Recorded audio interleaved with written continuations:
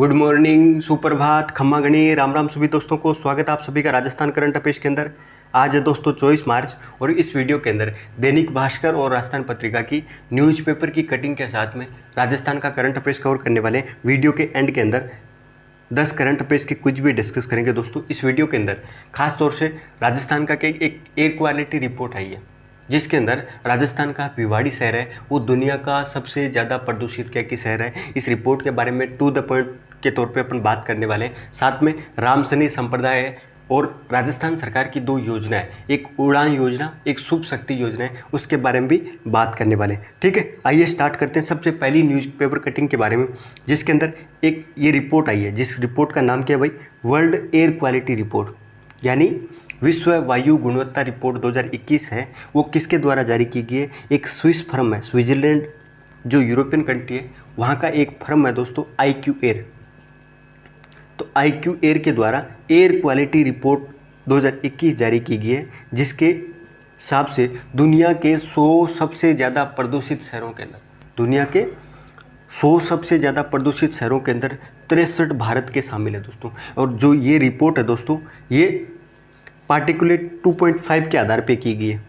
ये जो world air quality report है वो पार्टिकुलेट मैटर 2.5, ये क्या होता है दोस्तों, ये एक सूक्ष्म कण है जिसकी साइज़ वगैरह है वो 2.5 या 2.5 माइक्रोग्राम होती है, उससे कम वगैरह रहती है। इसी के चलते श्वसन वगैरह के अंदर आसानी से क्या है कि शरीर के अंदर प्रवेश कर जाते हैं, जिसकी वजह से अपने क्या है कि एक तो फेफड़ों के अंदर, एक हृदय से संबंधित और क्या है कि श्वसन से संबंधित क्या है कि प्रॉब्लम वगैरह है, वो पार्टिकुलेट 2.5 ही क्या है कि जिम्मेदार महत्वपूर्ण रहता है। ठीक है, तो इसी के आधार पे ये रिपोर्ट वगैरह जारी की गई है, जिसके अंदर भारत के 63 शहर, 100 शहरों के अंदर क्या है कि भारत के 63 शहर हैं वो प्रदूषित शहर हैं दोस्तों। और दुनिया की शीर्ष प्रदूषित राजधानियों के अंदर, दुनिया के टॉप 10 क्या है कि प्रदूषित राजधानी के रूप में दिल्ली, भारत की जो राजधानी है दिल्ली दोस्तों, ये दुनिया की सबसे ज़्यादा प्रदूषित राजधानी है। और ये लगातार चौथी बार क्या है कि दुनिया की सबसे प्रदूषित राजधानी है। और भारत के 63 शहर शामिल हैं। और भारत का जो टॉप कंट्रीज है, दुनिया के 10 सबसे प्रदूषित शहरों के अंदर कौन सा भाई? राजस्थान का भिवाड़ी शहर है, जिसका आंकड़ा कितना है? 106.2 पार्टिकुलेट मैटर का क्या स्तर है, लेवल वगैरह है वो 106.2 है दोस्तों। और इसी के चलते ये दुनिया का सबसे ज़्यादा प्रदूषित शहर है। इसके बारे में थोड़ा सा और डिटेल से बात करने वाले हैं।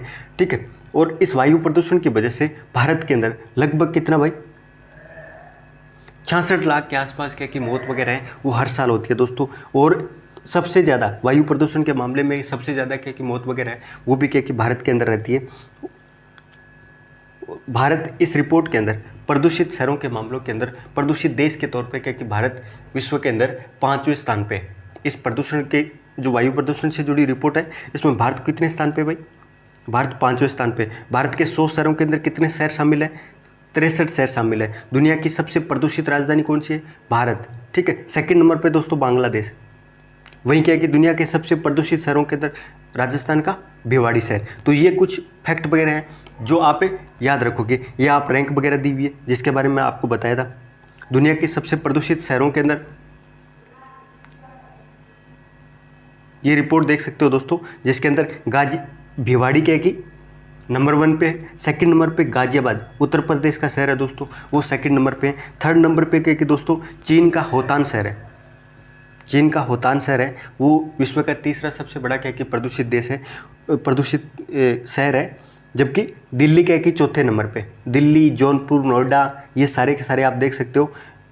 इस तरह करके टॉप क्या है कि 100 के अंदर क्या है कि 63 शहर है वो भारत के शामिल है। वहीं क्या है कि दुनिया की शीर्ष प्रदूषित देश के अंदर कौन सा देश है? और याद रखना दोस्तों, बांग्लादेश।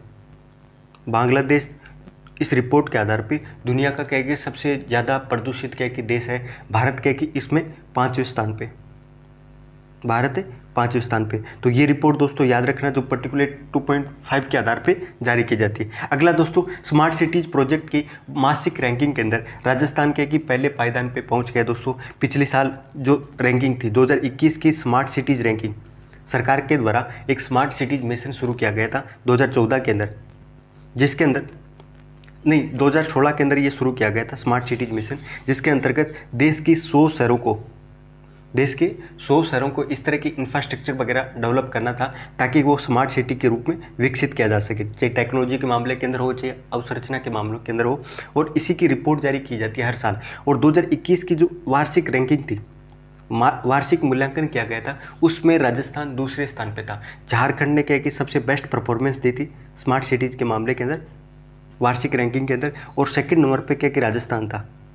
लेकिन अभी मासिक रैंकिंग जारी की गई है फरवरी महीने की स्मार्ट सिटीज प्रोजेक्ट की, उसके अंदर राजस्थान क्या कि पहले पायदान पे आ गया और दूसरे पायदान पे भाई कौन है, झारखंड, ठीक है, और तीसरे पायदान पे है उत्तर प्रदेश। स्मार्ट सिटीज के परफॉर्मेंस के मामले के अंदर राजस्थान पहले नंबर पे, सेकंड नंबर पे झारखंड, थर्ड नंबर पे उत्तर प्रदेश। वहीं राजस्थान के शहरों की स्थिति, राजस्थान के अंदर स्मार्ट सिटीज के अंदर जो 100 स्मार्ट सिटीज प्रोजेक्ट है उसके अंदर राजस्थान की कितनी सिटीज शामिल है भाई, राजस्थान की 4 सिटी शामिल है। कौन कौन सी, उदयपुर, कोटा, अजमेर, जयपुर, जोधपुर भी शामिल कर दिया दोस्तों। स्मार्ट सिटीज के अंदर जोधपुर भी शामिल है, ठीक है। ये आपको डाटा वगैरह मैं बाद में बताऊंगा, कमेंट बॉक्स में बता दूंगा आपको बाद में सर्च करके कि राजस्थान की कितनी स्मार्ट सिटीज शामिल है, लेकिन जोधपुर जरूर शामिल है दोस्तों। और राजस्थान की स्मार्ट सिटीज जो प्रोजेक्ट है उसके अंदर सबसे जो बेस्ट परफॉर्मेंस है वो किसने दिया भाई, उदयपुर। उदयपुर की रैंक है भाई 6ठे नंबर पे, कोटा है वो 8वें स्थान पे, अजमेर क्या कि 14वें स्थान पे, वहीं क्या कि जयपुर क्या कि 21वें स्थान पे। तो ये जो रैंकिंग वगैरह है वो आप याद रखना दोस्तों। अगला, देश में चौथे स्थान पे पहुंचा राजस्थान, कौन से भाई, आज़ादी का जो अमृत महोत्सव है, भारत सरकार का ये एक बहुत ही महत्वपूर्ण क्या कि महोत्सव वगैरह आयोजित किया जा रहा है, जिसके अंदर आज़ादी के 75 साल पे, आज़ादी के 75वें वर्ष तक क्या कि ये अमृत महोत्सव क्या कि चलने वाला है। यानी 2022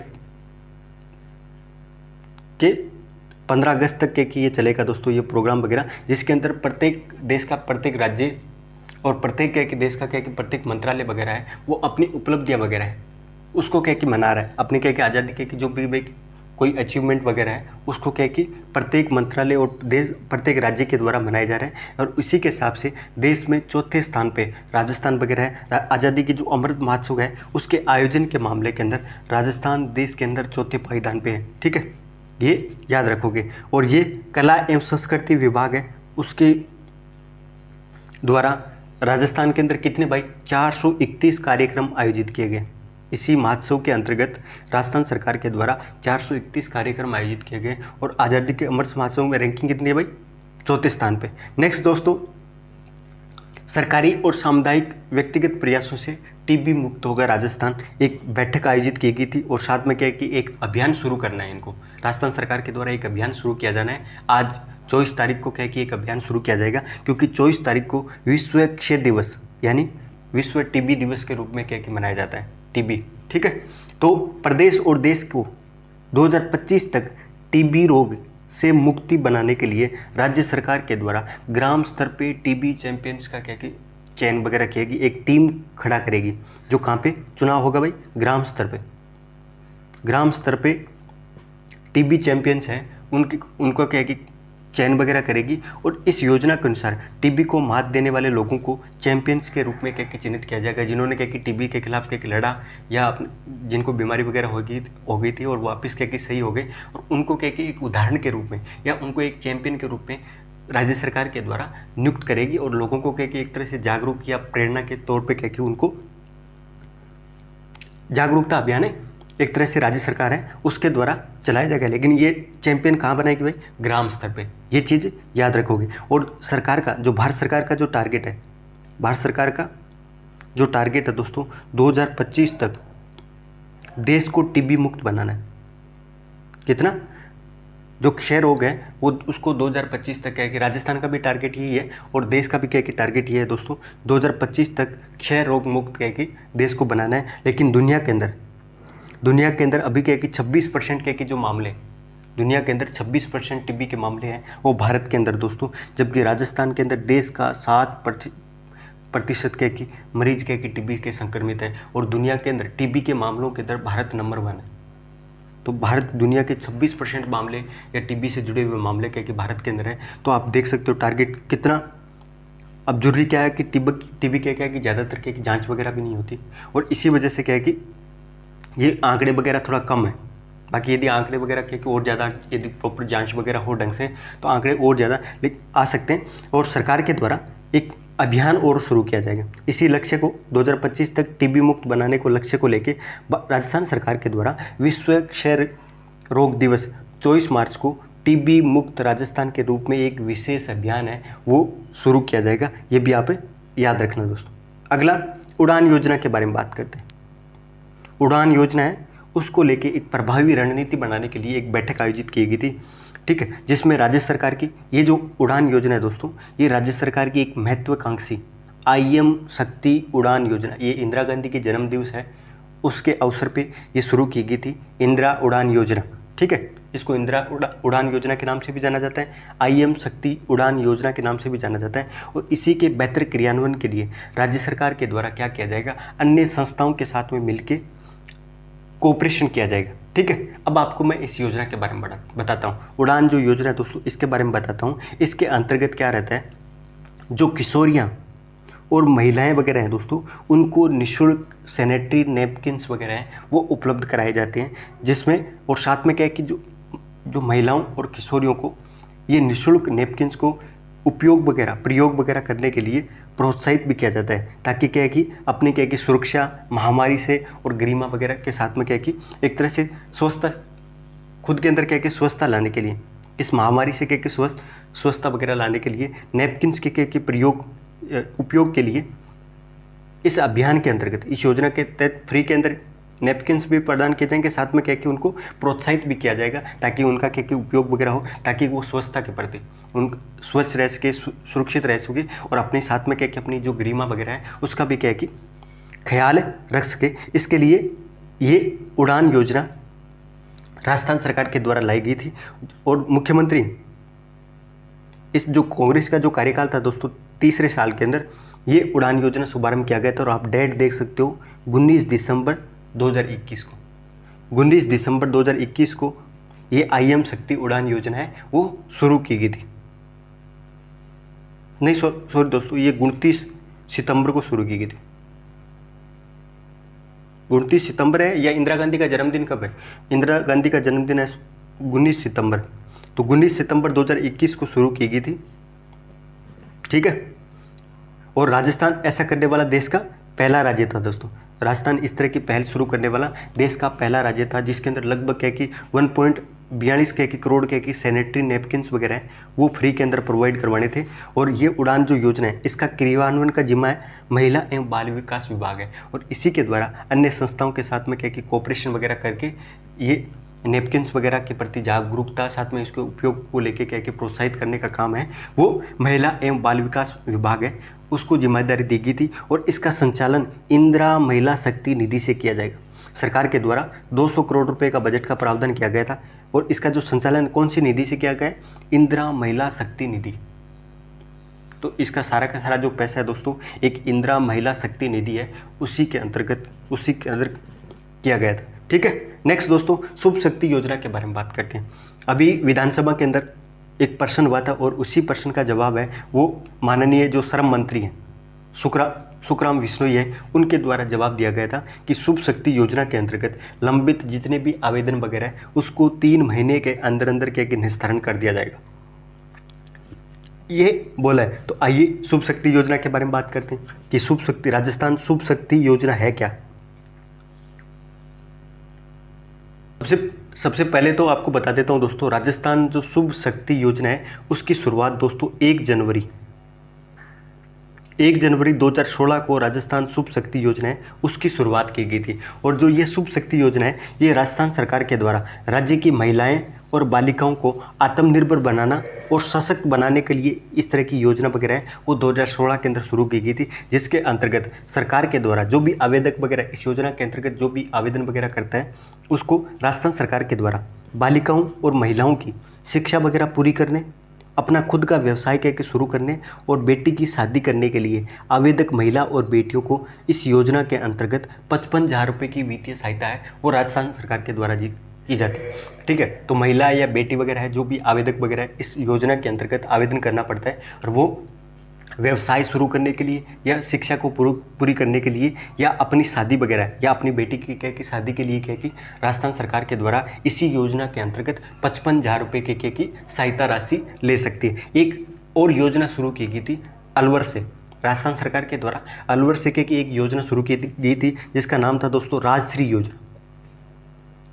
राजश्री योजना शुरू की गई थी जिसके अंतर्गत राजस्थान सरकार के द्वारा 55,000 रुपये, इसी योजना के अंतर्गत जितनी राशि है वो भी क्या कि राजश्री योजना के अंतर्गत भी क्या कि 55,000 रुपये की राशि है वो प्रदान की जानी थी। और इसके अंदर जो राजस्थान शुभ शक्ति योजना है इसी के अंतर्गत भी क्या कि 55,000 रुपये क्या कि प्रोवाइड करवाई जानी थी। लेकिन और राजश्री योजना के अंतर्गत भी क्या कि 55,000 रुपये राज्य सरकार के द्वारा दिए जाने थे। लेकिन इसके अंतर्गत 1 जनवरी 2016 के बाद में जन्म लेने वाली जो भी बालिकाएं वगैरह है उसकी 12वीं तक उनकी क्या कि पूरी शिक्षा वगैरह है वो पूरी करने के लिए 5 किस्तों के अंदर राजस्थान सरकार के द्वारा राजश्री योजना के अंतर्गत 55,000 रुपये प्रोवाइड करवाने थे। लेकिन 5 किस्तों के अंदर, जैसे मान लो उसका क्या कि सबसे पहली कक्षा के अंदर एडमिशन हुआ तो उसको 2,000 रुपये की किस्त मिल गई, या फिर पाँचवीं तक क्या कि उसको 5,000 रुपये की किस्त मिल गई, 10वीं पास करवा दी तो उसको इस तरह के किस्तों के अंदर पूरा करना था।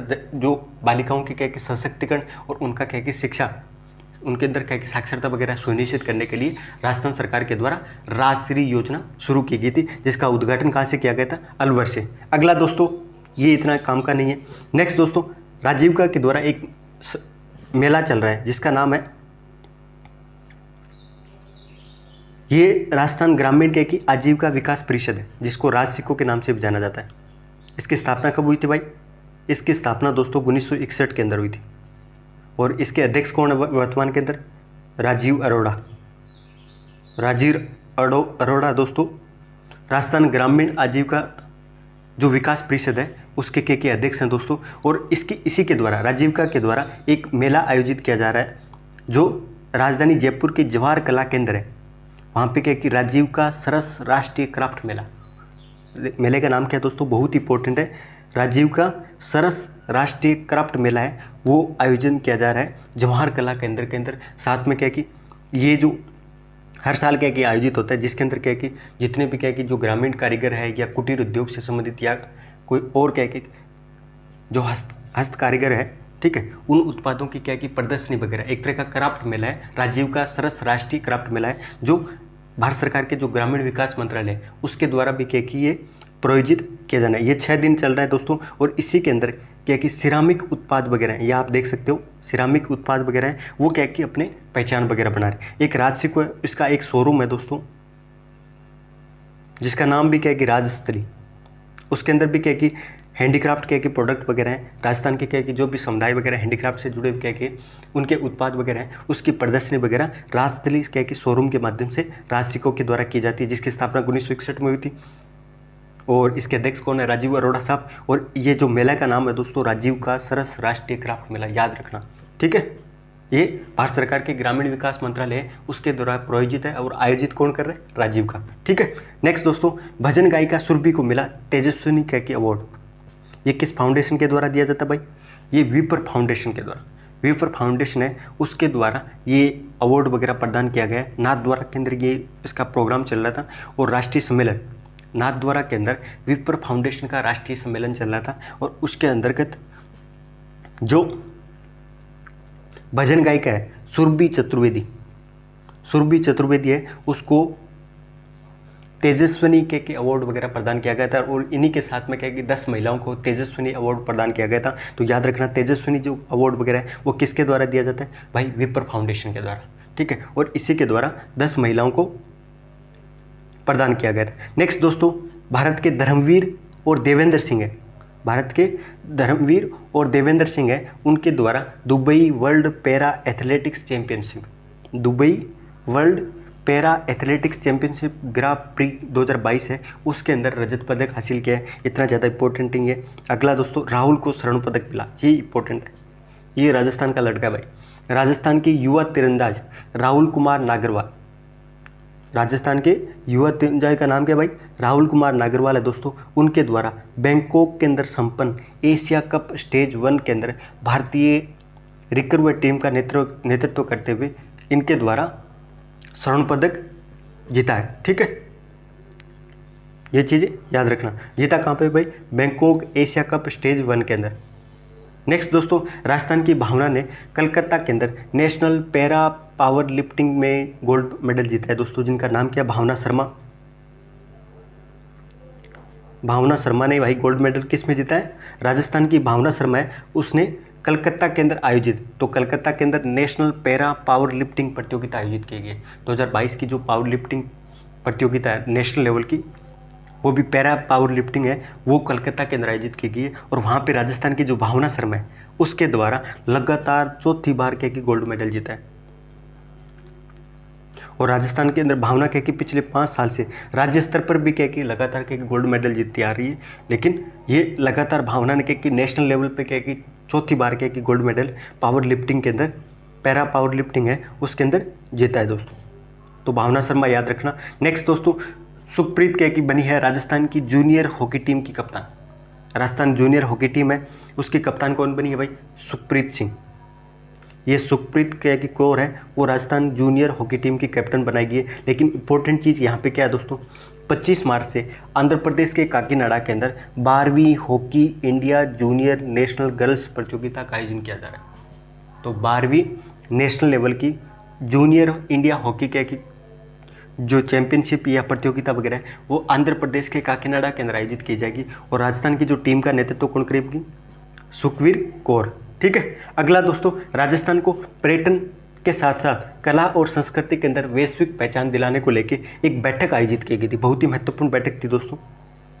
जो बैठक है, जो अपने लोकसभा के अध्यक्ष हैं ओम बिरला साहब हैं, उनके नेतृत्व के अंदर राष्ट्रीय और क्या कि राज्य सरकार के जो भी पदाधिकारी हैं, पर्यटन विभाग से जुड़े हुए जो भी मंत्री वगैरह हैं, उनकी एक सामूहिक बैठक वगैरह आयोजित की गई थी, जिसके अंतर्गत बहुत सारे क्या बातें की गई थी। जिसके अंतर्गत ये बोला गया था कि प्रदेश को क्या कि वैश्विक स्तर पे पर्यटन के मामले के अंदर वैश्विक पहचान दिले, क्योंकि राजस्थान के अंदर परंपरा और संस्कृति के मामले में राजस्थान वैसे भी बहुत आगे है। तो इसी के चलते क्या कि उसको पर्यटन के रूप में बदलने के लिए, ताकि क्या कि एक तरह से पर्यटन ज़्यादा आकर्षित हो, राजस्थान को इनकम के स्रोत के रूप में और ज़्यादा, तो इसीलिए सरकार के द्वारा इसी बैठक के अंदर ये बोला गया था कि एक व्यापक क्या कि कार्य योजना का निर्माण किया जाए, जिसके अंतर्गत क्या है कि उदयपुर है, जहाँ पे क्या कि बांसवाड़ा, डूंगरपुर, उदयपुर है, जहाँ पे क्या है कि आदिवासियों की कल्चर वगैरह है, वो बहुत इंपॉर्टेंट है। इसलिए क्या है कि उदयपुर के अंदर वहाँ की वेशभूषा परंपराओं उनको दिखाने के लिए उदयपुर के अंदर ट्राइबल म्यूजियम बनाया जाए।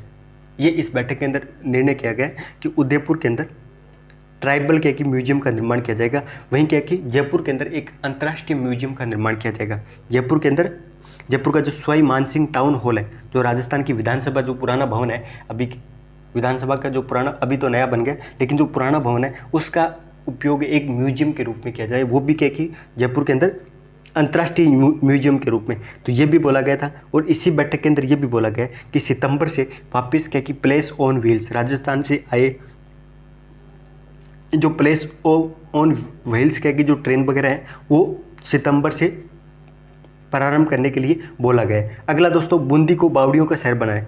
राज्य सरकार जल्द ही केंद्र सरकार को बूंदी को बावड़ियों का शहर के रूप में विकसित करने का प्रस्ताव है, वो भेजने वाली है। झालावाड़ के अंदर कोलवी की गुफाओं को बुद्धिस्ट सर्किट से जोड़ने, आप देख सकते हो। अब क्वेश्चन ऐसे बन जाते हैं कि कोलवी की गुफा कहाँ पे भाई? कोलवी की गुफा दोस्तों झालावाड़ के अंदर है। ये कौन से धर्म से संबंधित है? ये भाई बौद्ध धर्म से संबंधित है। ठीक है। 12 के अंदर रामगढ़ क्रेटर को अंतर्राष्ट्रीय पटल पर लाने का भी काम किया जा रहा है। 12 के अंदर दोस्तों रामगढ़ क्रेटर वगैरह, एक ज्वालामुखी क्रेटर है रामगढ़ क्रेटर।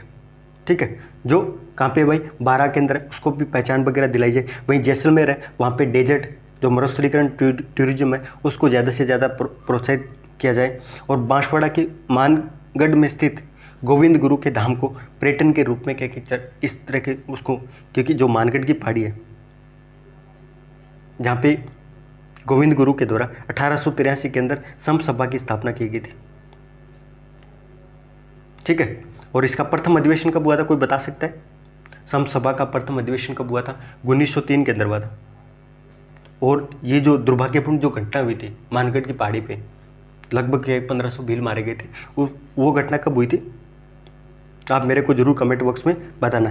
नेक्स्ट दोस्तों, इसी बैठक के अंदर ये भी बोला गया था कि 3 टाइगर रिजर्व को जोड़ा जाएगा, जिसके बारे में मैंने कल भी बताया था आपको। रणथंभौर का जो सवाई सवाई माधोपुर के अंदर जो रणथंभौर टाइगर रिजर्व है, साथ में क्या कि कोटा का जो मुकंदरा हिल्स है, उन दोनों के बीच में 300 किलोमीटर का रास्ता पड़ता है। और वहीं पे क्या कि राजस्थान के चौथे टाइगर रिजर्व के रूप राजस्थान के चौथे टाइगर रिजर्व के रूप में बूंदी का जो रामगढ़ विषधारी है, उसको टाइगर रिजर्व के रूप में भारत सरकार के द्वारा अनुमति दे दी गई है और उसको एक गलियारे के रूप में स्थापित किया जाएगा। इधर रणथंभौर रहेगा, इधर कोटा का मुकंदरा हिल्स रहेगा और बीच में क्या कि ये रामगढ़ विषधारी रहेगा, जो टाइगर को क्या कि एक रास्ता प्रदान करेगा। ठीक है।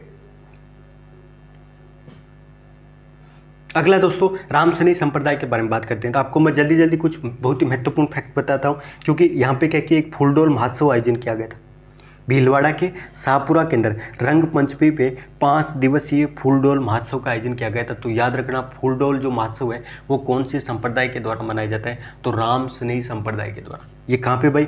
फूलडोल का जो उत्सव महोत्सव है वो कहाँ पे? भीलवाड़ा के शाहपुरा के अंदर। भीलवाड़ा के शाहपुरा के अंदर रामसनी संप्रदाय के अंतर्गत ये सनी संप्रदाय है, उसके अंदर ये फूलडोल महोत्सव है, उसका आयोजन किया जाता है। तो आपको रामसनी संप्रदाय है उसके बारे में बताता हूँ। शाहपुरा भीलवाड़ा के अंदर इस शाखा की जो स्थापना है, जो प्रधान पीठ है रामसनी संप्रदाय, उसकी प्रधान पीठ का नाम कहाँ पे भाई? भीलवाड़ा के शाहपुरा के अंदर प्रधान पीठ है। और वहीं पे फूलडोल महोत्सव है वो प्रतिवर्ष चैत कृष्ण एकम से कि पंचमी तक, रंग पंचमी तक, ये 5 दिन का ये महोत्सव है। वो चैत का जो महीना रहता है दोस्तों, कृष्ण एकम से लेके पंचमी तक फूलडोल महोत्सव है वो राम सनैयों का कुंभ के नाम से जाना जाता है। जो फूलडोल महोत्सव है वो राम सनैयों का कुंभ के रूप में जाना जाता है दोस्तों। और इसी शाखा की स्थापना संत रामचरण जी के द्वारा की गई थी। इसकी प्रधान पीठ कहाँ है? रामसनी संप्रदाय की स्थापना किसके द्वारा की गई थी? संत रामचरण जी के द्वारा की गई थी दोस्तों। और इसी की प्रधान पीठ क्या है कि भीलवाड़ा शाहपुरा के अंदर है। 1703 के अंदर रामचरण जी का जन्म हुआ था टोंक जिले के अंदर। ठीक है। इनका वास्तविक नाम रामकिशन था और इनके गुरु थे करपाराम। ये वही करपाराम है जो कबीर के शिष्य रहे हुए हैं। ठीक है। तो करपाराम जी के कि रामचरण जी के गुरु थे और रामचरण जी के द्वारा 1783 के अंदर क्या है कि शाहपुरा के अंदर रामसनी संप्रदाय है उसकी स्थापना की गई थी। इस संप्रदाय की दोस्तों 4 पीठ है, 4 बहुत ही महत्वपूर्ण पीठ है जिसके बारे में बताने वाला हूँ। शाहपुरा जो भीलवाड़ा जो इस रामसनी संप्रदाय की प्रधान पीठ है, जिसकी स्थापना संत रामचरण जी के द्वारा की गई थी। ये बीकानेर की सिंह स्थल है जिसकी स्थापना हरिराम जी ने की थी। हरिराम दास जी ने क्या की, जो रामसनी संप्रदाय के गुरु थे, उनके द्वारा सिंह स्थल बीकानेर है, वहाँ पे क्या की रामसनी संप्रदाय की पीठ की स्थापना की थी। रामधाम जो खेड़पा जोधपुर के अंदर है दोस्तों, और उसकी स्थापना किसके द्वारा की थी? रामदास जी के द्वारा।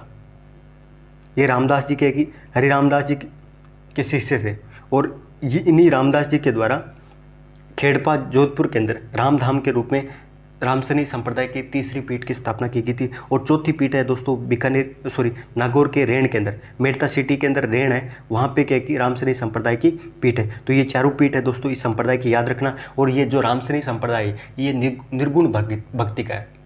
ठीक है, निर्गुण भक्ति संप्रदाय है और इसी के अंतर्गत चैत महीने की 1 से लेकर 5 तक क्या कि रंग पंचमी तक ये फूलडोल महोत्सव है वो भीलवाड़ा के शाहपुरा के अंदर मनाया जाता है। नेक्स्ट दोस्तों ढोल दौड़ के बारे में बात करते हैं। एक कटिंग आई हुई है जिसके बारे में बताता हूँ आपको, जो खेरवाड़ा उदयपुर है। आइए दोस्तों जल्दी जल्दी क्विज देख लेते हैं। विश्व जल दिवस, पहला क्विज है, विश्व जल दिवस के रूप में निम्न में से कौन से दिन मनाया जाता है भाई? तो विश्व जल दिवस है दोस्तों वो 22 मार्च को मनाया जाता है। 22 मार्च को विश्व जल दिवस मनाया जाता है दोस्तों, याद रखना। और इसी जो प्रत्येक साल 22 मार्च को विश्व जल दिवस है, इस बार की जो थीम है 2021 की थीम है दोस्तों पानी का महत्व है, याद रखना। पानी का महत्व है, ये 2021 की थीम है। और 2022 की जो थीम है दोस्तों भूजल अदृश्य को दृश्यमान बनाना, यानी ground water making the invisible to visible, ये 2022 की विश्व जल दिवस की थीम है। ठीक है। अगला विश्व मौसम विज्ञान दिवस है, निम्न में से कौन से दिन मनाया जाता है? तो 23 मार्च को वर्ल्ड मीटेरोलॉजिकल डे है उसके रूप में मनाया जाता है। वहीं 24 मार्च को जो आज बात की थी दोस्तों विश्व क्षय रोग दिवस है वो 24 मार्च को हर साल मनाया जाता है। विश्व मौसम विज्ञान से संबंधित एक संगठन है दोस्तों बहुत ही महत्वपूर्ण है जिसका नाम है विश्व मौसम विज्ञान संगठन, जिसकी स्थापना कब हुई थी? 1950 के अंदर। ये दुनिया विश्व स्तर पे मौसम विज्ञान से जुड़ा हुआ एक बहुत ही महत्वपूर्ण संगठन है। और इसका जो हेडक्वार्टर दोस्तों वो याद रखना इंपॉर्टेंट है, जिनेवा शहर है, स्विट्जरलैंड के जिनेवा शहर है, वहाँ पे विश्व मौसम विज्ञान संगठन का हेडक्वार्टर है। Next, world air quality report के अनुसार विश्व के सबसे प्रदूषित देश के रूप में निम्न में से कौन सा है? तो दोस्तों बांग्लादेश नंबर 1 पे है। जो वर्ल्ड एयर क्वालिटी रिपोर्ट है उसमें विश्व का सबसे प्रदूषित देश कौन सा है? तो बांग्लादेश। भारत 5वें स्थान पे, ठीक है। भारत के 100 शहरों में से कितने शहर हैं भाई? 63 शहर क्या कि प्रदूषित शहरों की श्रेणी के अंदर आता है। दुनिया का सबसे प्रदूषित शहर है राजस्थान का भिवाड़ी, सेकंड नंबर पे गाजियाबाद, चौथे नंबर पे दिल्ली। दुनिया की सबसे प्रदूषित राजधानी कौन सी है? तो दिल्ली, ठीक है। तो ये कुछ बहुत ही महत्वपूर्ण फैक्ट है, वो आप याद रखोगे। अगला, किस राज्य के द्वारा 22 मार्च 2022 को अपना 110वां स्थापना दिवस मनाया गया? तो दोस्तों झारखंड है, जिसकी स्थापना क्या कि 110 साल पहले हुई थी। आज वो 22 मार्च को वो अपना स्थापना दिवस है वो 110वां मना रहा है, ठीक है। ये बहुत ही इंपॉर्टेंट क्वेश्चन है दोस्तों। हाल ही के अंदर किस राज्य की विधानसभा के द्वारा पेपरलेस प्रणाली कार्य प्रणाली को अपनाने हेतु नेशनल ई विद्या एप्लीकेशन, जो एक क्लाउड आधारित क्या कि नेटवर्क सिस्टम है, जिसमें क्या कि पेपरलेस कार्य प्रणाली होती है दोस्तों, जो लागू करने वाली देश की पहली विधानसभा बन गई है? तो नागालैंड की जो विधानसभा है दोस्तों वो पहली विधानसभा है जिसने नेशनल ई विद्या एप्लीकेशन को अपनाया है, ठीक है। अगला, हाल ही के अंदर अमेरिका के अंदर रहने वाला भारतीय मूल का कौन सा चिकित्सक है जिसको व्हाइट हाउस के द्वारा नया कोविड-19 प्रतिक्रिया समन्वयक नियुक्त किया गया है? तो आशीष झा साहब है, जो भारतीय मूल के डॉक्टर हैं, जिनको व्हाइट हाउस के द्वारा, अमेरिकी गवर्नमेंट है उसके द्वारा नियुक्त किया गया है। अगला दोस्तों बहुत ही अचंभित करने वाला और बहुत ही इंपॉर्टेंट क्वेश्चन है। असले बार्टी है दोस्तों, ऑस्ट्रेलिया की प्लेयर है, जो पहले क्रिकेटर थी, लेकिन फिर क्या कि ये टेनिस दुनिया की नंबर 1 क्या कि टेनिस खिलाड़ी है दोस्तों। इनके द्वारा 25 साल की उम्र के अंदर एस्ले बार्टी के द्वारा संन्यास ले लिया गया है और ये लगातार 114 हफ्तों तक दुनिया की टेनिस के अंदर नंबर 1 महिला खिलाड़ी थी, जिनके द्वारा 3 ग्रैंड स्लैम के खिताब हैं वो जीते गए थे। अपने 2019 के अंदर इनके द्वारा फ्रेंच ओपन जीता था, 2021 के अंदर विलम्बडन जीता था और 2021 के अंदर ही ऑस्ट्रेलियन के ओपन वगैरह है वो इनके द्वारा खिताब जीता गया था। ये पहले क्रिकेटर थी, ऑस्ट्रेलिया की खिलाड़ी है दोस्तों, टेनिस प्लेयर है और इनके द्वारा संन्यास लेने की घोषणा कर दी है, वो भी 25 साल के अंदर, ठीक है। तो ये आज की बहुत ही महत्वपूर्ण करंट अफेयर्स थी और मुझे उम्मीद है दोस्तों आप लोगों को अच्छी लगेगी, ठीक है। अपना ख्याल रखिए। जय हिंद, जय भारत।